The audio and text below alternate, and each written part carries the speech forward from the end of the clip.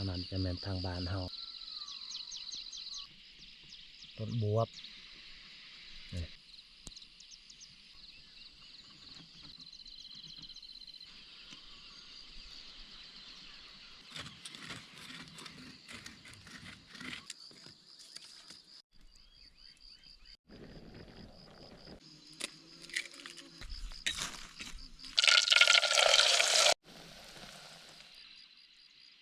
กราบทักทายสบายดีเลยค่ะสวัสดีพ่อแม่พี่น้อง FC เบิร์ดสู่ผู้สู่คน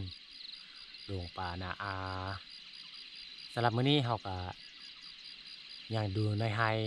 เนาะสิตอนนี้ก็คือตอนเช้าสิก็เตรียมไปเสียหญ้าไฮคือเก่าเนาะเสียหญ้าหรือว่าขายหญ้าเพราะว่าหญ้าก็เริ่มขึ้นส่วนพืชผักที่เราปลูกในไฮเขาก็เริ่มขึ้นแล้วแต่ว่าช่วงนี้ก็ใกล้ฤดูฝนแล้ว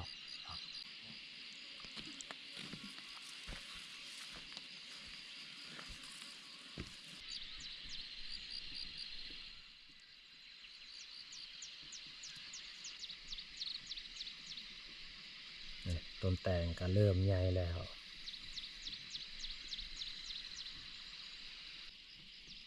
ต้นบวบ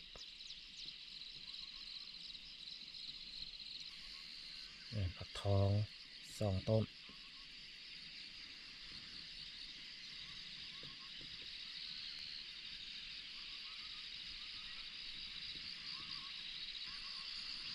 เดี๋ยวถึงมีคนนอนป่าคือนี่ได้ยินเสียงปืนเขายิง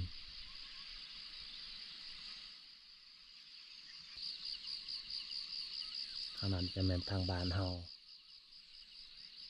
บรรยากาศตอนเช้าพี่น้องเอ้ย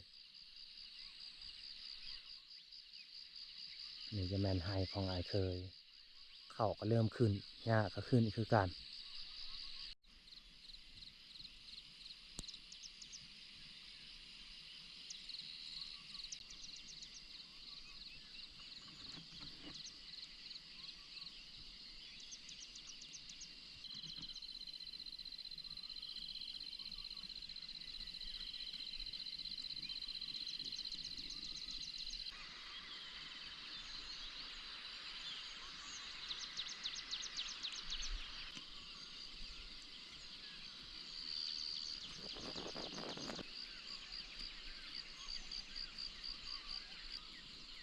เบียร์มักเพชร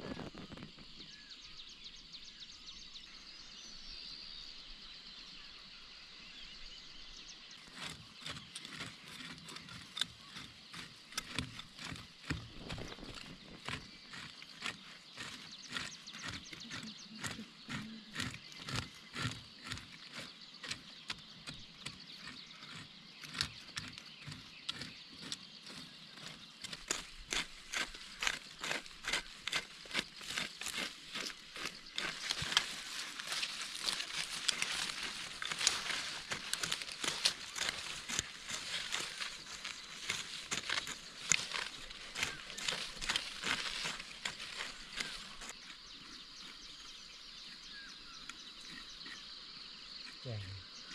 กอดปรี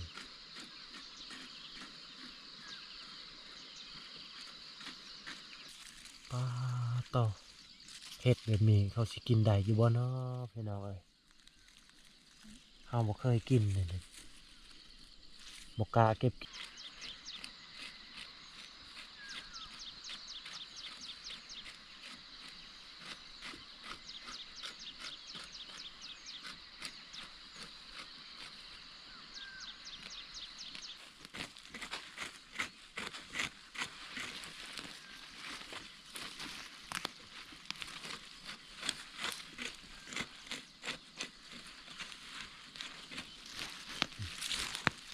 ผักกาด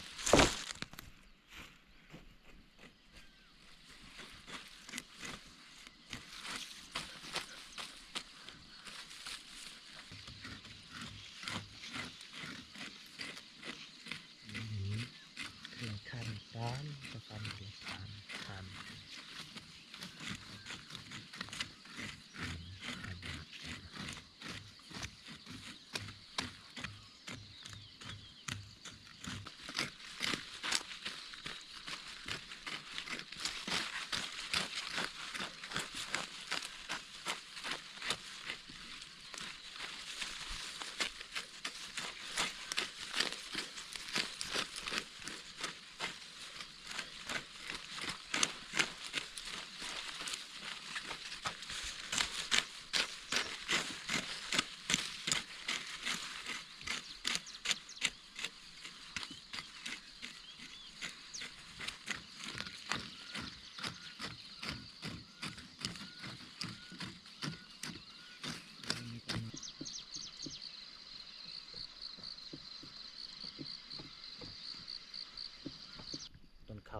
บียร์ไว้บนใดต้นเขามันห่างเขาก็เอาเบียร์ตัวนี้มาดำใส่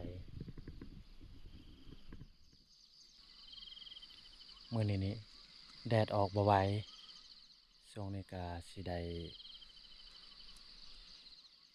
พักพรเนาะหุงข้าวหุงน้ำให้น้องบุพาเป็นผู้หุงข้าวหุงน้ำตั้งอยู่ตั้งกินส่วนเฮาก็ออกไปหาอยู่หากินหาอาหารหาพืชผักนี่แหละ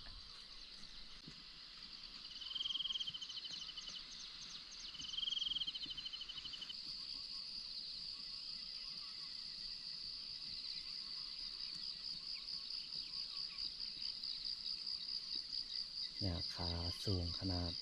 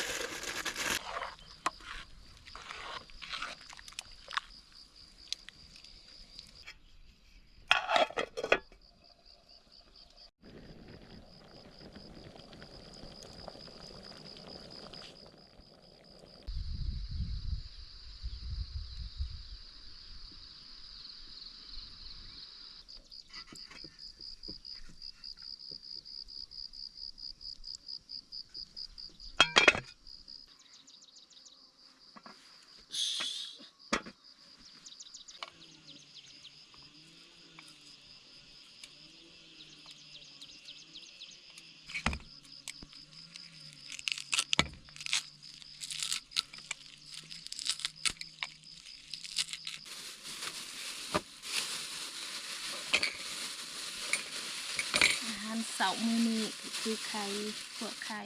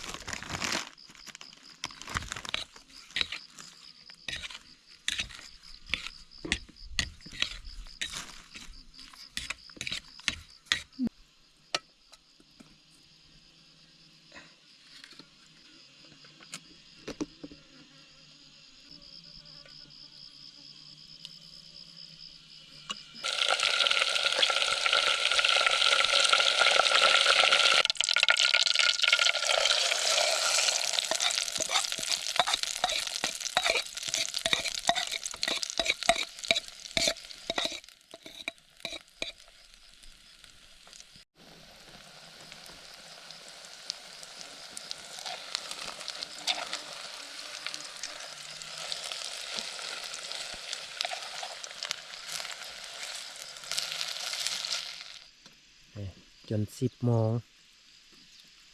น้องบ่พาเพิ่นแต่งอยู่แต่งกินก็พอดีแล้ว เฮามาแต่หากินกะบ่ได้หยังพี่น้องเอ้ยมากินอาหารที่เพิ่นเฮ็ดไว้นี่แหละไข่ไก่ที่เอามาจากบ้าน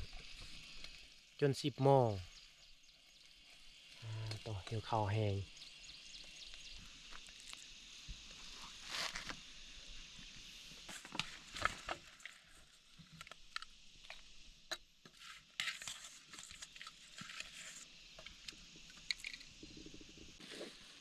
มาพ่อแม่พี่น้องกินข้าวนำกันกินข้าวเช้าพอดี10 โมงออกไปหากินกับบ่ได้น้องบ่พาเพิ่นเฮ็ดกินพอดีสำเร็จกินข้าวอยู่หลังกระตูบมาพ่อแม่เอ้ย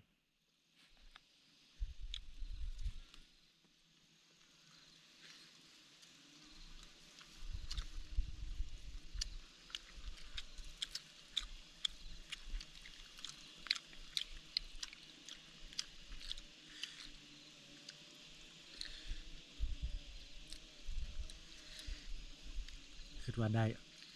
ไปออกไปหากินสิเฮ็ดอาหารไปยังบ่ได้ย่างพืชผักก็บ่เห็น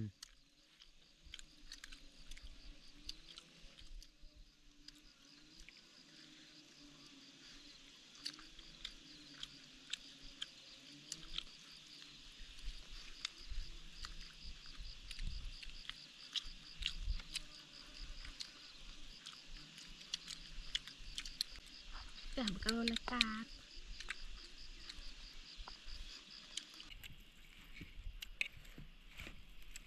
กินโลก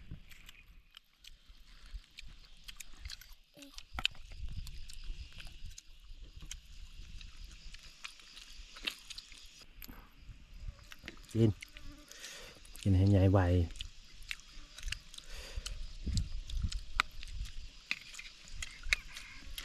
หอนปลาคัน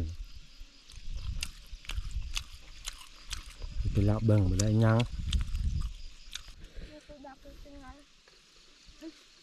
มันต้นกินเขาวแล้วกินมันอีก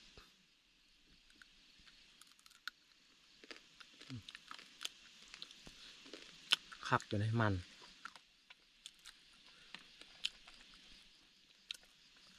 เอาจีหรือว่าเราหมกแซ่บ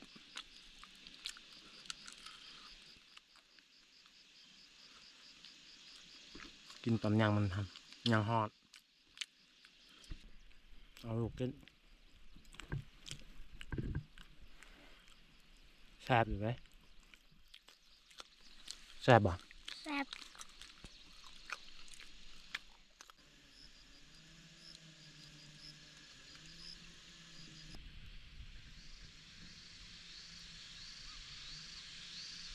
ช่วงนี้เขาก็กินข้าวกินน้ำสำเร็จเรียบร้อยมีแต่ฝ่าลูกเมีย